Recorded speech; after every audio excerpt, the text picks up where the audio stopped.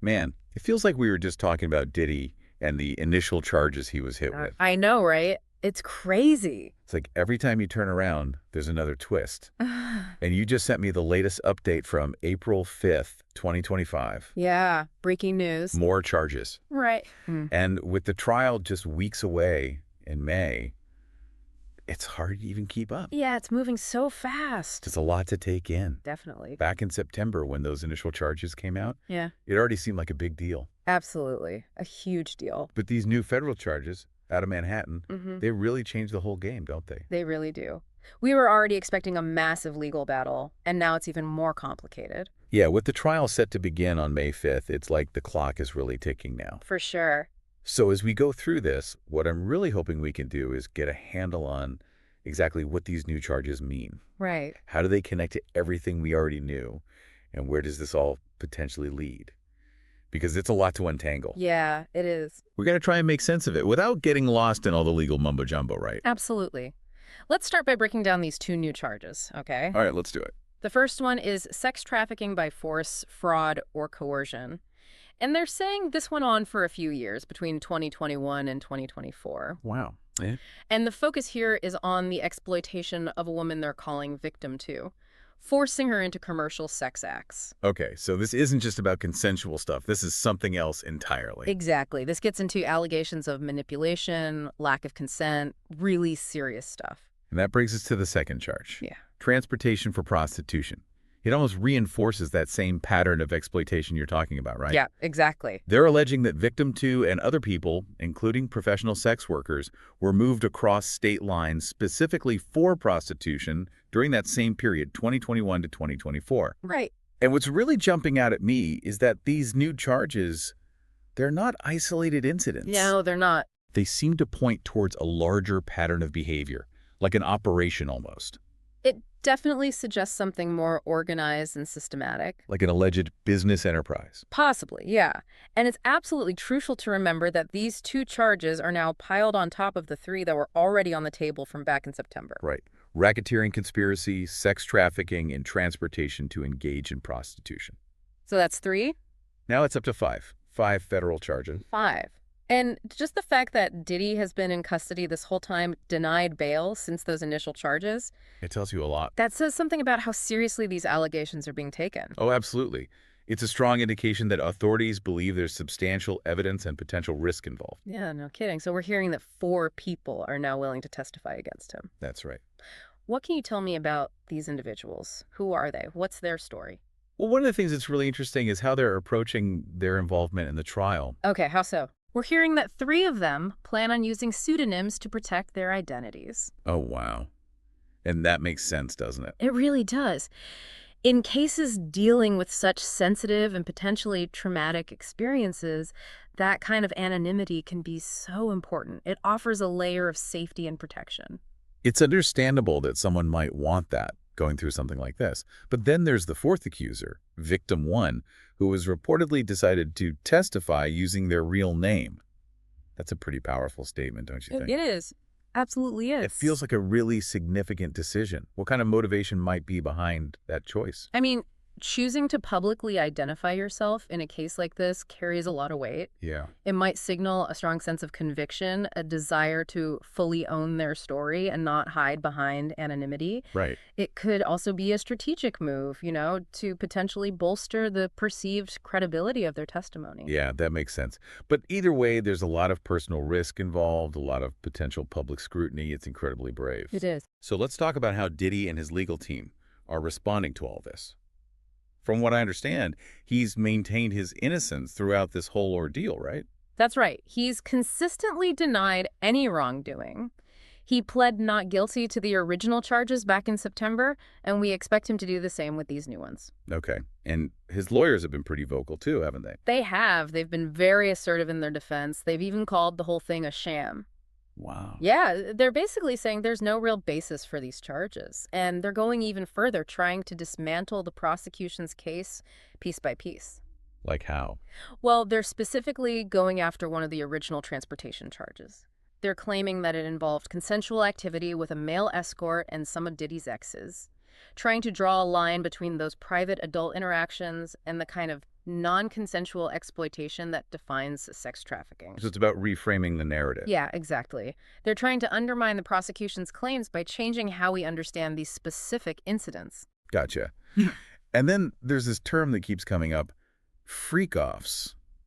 It's a pretty loaded phrase. What exactly are we talking about here? Yeah, it's a pretty evocative term, isn't it? From what the prosecution is alleging, these were events fueled by drugs where Diddy exerted control over women. They say he coerced them into sexual acts with male sex workers, all under his direction. So we're talking about a potentially very structured and exploitative situation. Exactly. The allegation suggests that consent was either completely absent or severely compromised. And this is where that March 2016 video comes into play. Oh, right, the footage of Diddy assaulting his then-girlfriend Cassie in that hotel hallway in L.A. I'm guessing the prosecutors are drawing a connection between that incident and the whole freak-offs narrative. You got it. They're reportedly using that video as evidence to support the broader pattern of abusive and coercive behavior they're alleging. Yeah.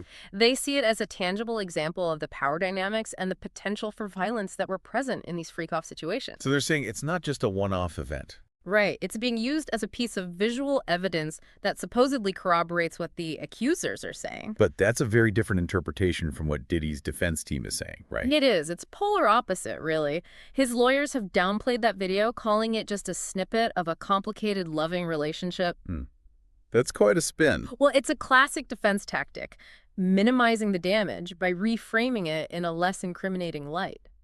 But it sounds like the prosecutors are convinced that this video offers crucial insight into how Diddy was operating. Absolutely. It's a pretty big discrepancy between those two viewpoints. It is. There's a huge gulf between those interpretations. This whole thing feels like it's been going on forever. I know, right? Can we rewind a bit and map out the major milestones in this legal saga so far? Definitely.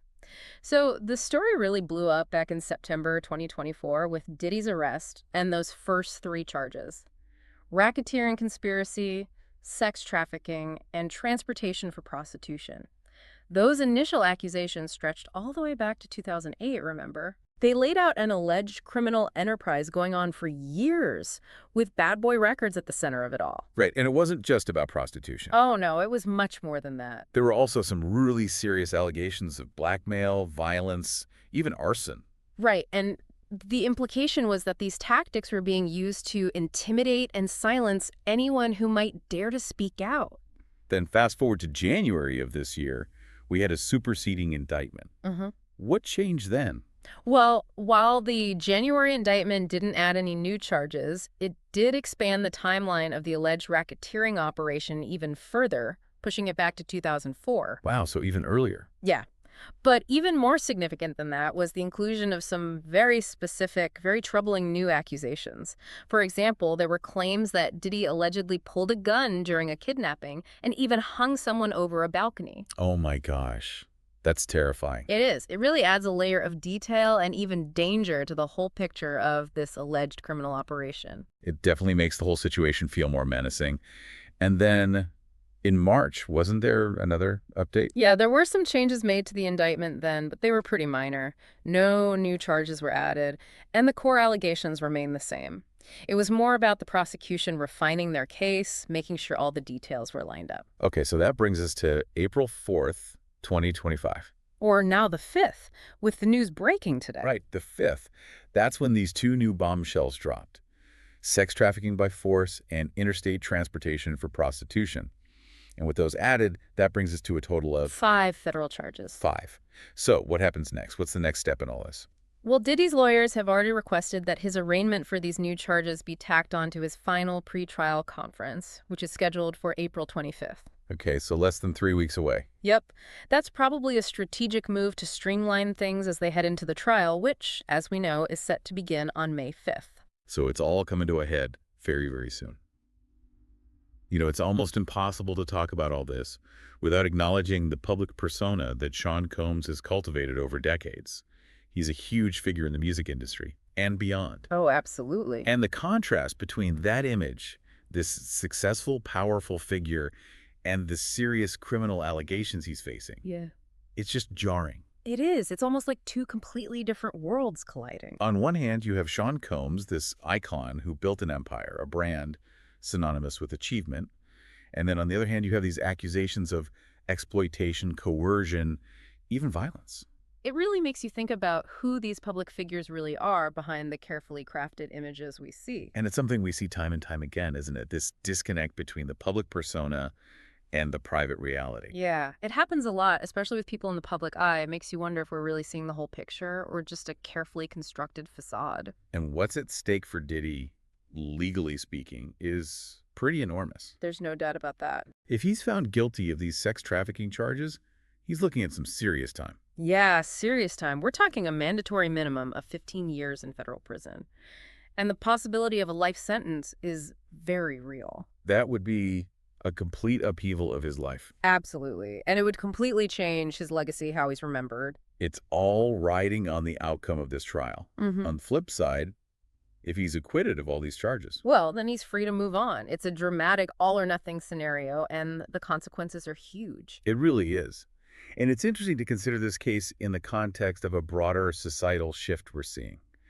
Other high-profile figures are facing similar accusations. Right. And that's not a coincidence. It feels like there's a growing awareness, a growing intolerance for this kind of behavior. And a growing willingness to hold people in positions of power accountable no matter who they are. That's a really good point.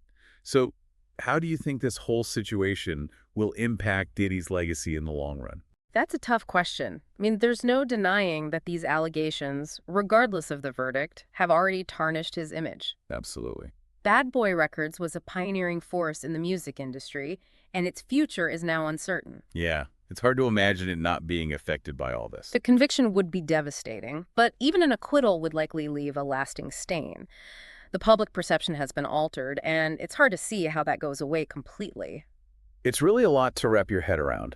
So to recap, we have 2 new charges added to the already substantial indictment against Sean Diddy Combs: sex trafficking by force and interstate transportation for prostitution. Right, bringing the total to 5 federal charges. And all this is happening just weeks before his trial was set to begin on those initial charges. And we're seeing this really snark clash. Diddy is adamantly proclaiming his innocence. His lawyer is calling the whole thing a charade, while a growing number of accusers are coming forward with detailed accounts of exploitation and coercion. It's an incredibly complex situation, and it makes you think about the power dynamics at play here, the intersections of fame, wealth, and accountability. It really does. As this case moves toward trial in May, it'll be interesting to see how it all unfolds. And beyond the legal outcome, how will all of this impact the legacy of Sean Combs and Bad Boy Records? It's a question that I think will be debated for years to come. Yeah, for sure. This is a story that's far from over. And one that raises some really important questions about how we grapple with power, celebrity, and accountability in our society. I think you hit the nail on the head. It's something we all need to be thinking about. Absolutely. And it'll be fascinating to see how it all plays out. Definitely. It's going to be huge. Thanks for breaking it all down with me today. Anytime. This has been a wild ride, and it sounds like there's much more to come. You bet. Thanks for tuning in, everyone. We'll see you next time.